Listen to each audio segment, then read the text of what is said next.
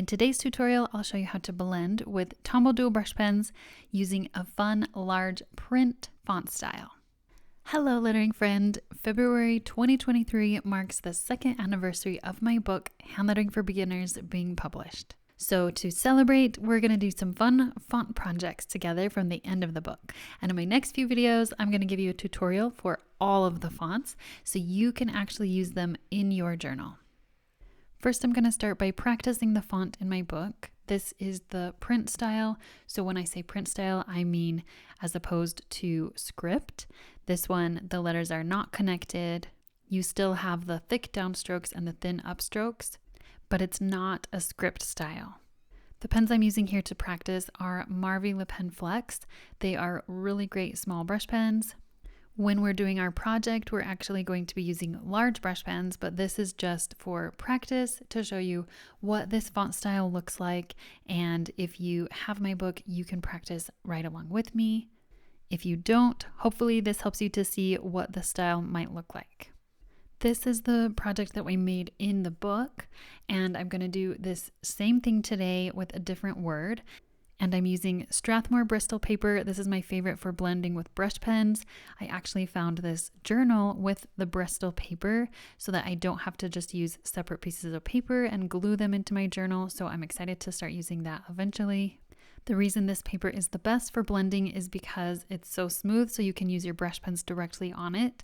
And the ink doesn't sink right into the paper, so it sits on the top and allows you to be able to blend and move it around. The first thing I'm going to do is sketch out my word in that print style, and I want it to be really big so that I have those thick downstrokes to be able to get some really cool blends.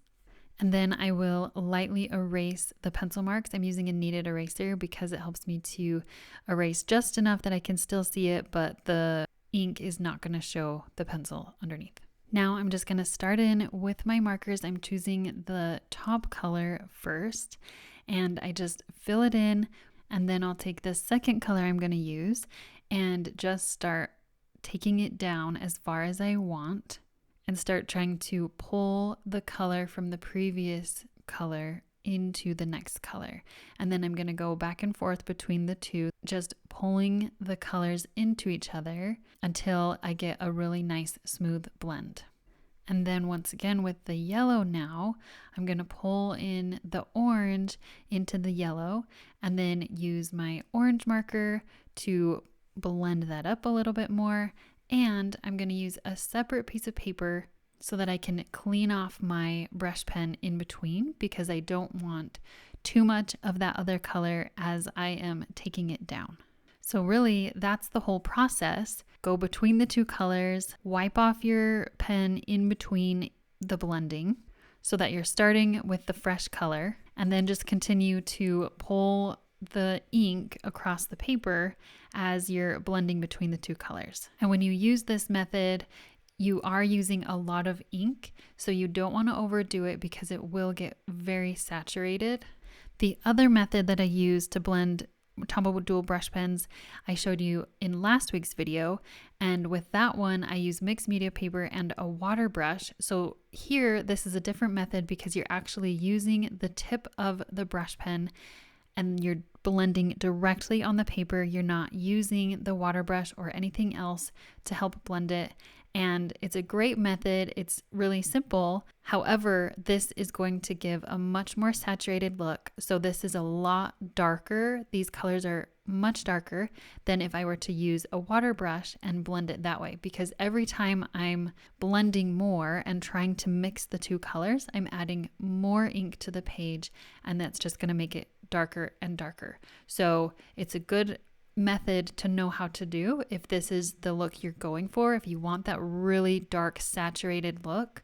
If you want the lighter watercolor look, then use the other method and go with a water brush. And the colors that I'm using here, I just went with a rainbow gradient, and that's always a good way to go, because if you blend two complementary colors, so for example orange and blue, it will start to turn brown. So you want to make sure that the colors you're blending are actually going to give you nice blends. And if you keep it in rainbow order, those ones naturally will give you beautiful blends. You don't have to question if you're doing rainbow order if it's going to be a weird brown color.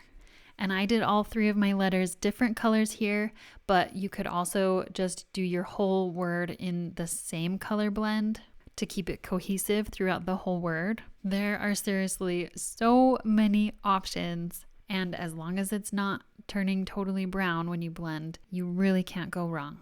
And next I wanted to add some shadow to these letters, so I'm doing to the right and under.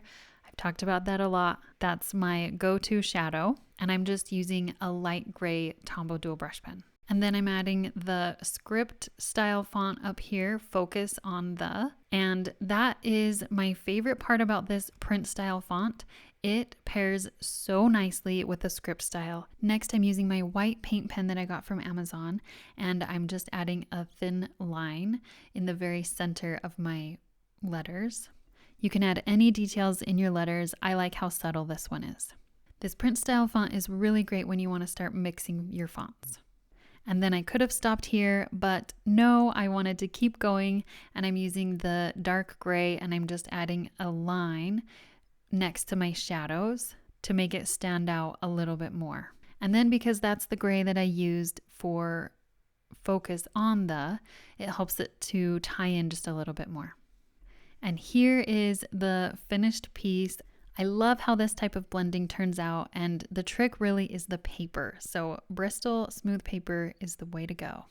If your blends aren't working very well, it might be because your paper doesn't allow for blending. If I had done this directly in my journal, the paper of my Archer and Olive journal does not allow for blending. So I am just using double-sided tape, and I am sticking these in here side by side so I can see both of them right next to each other, and hopefully that will inspire something in future blends.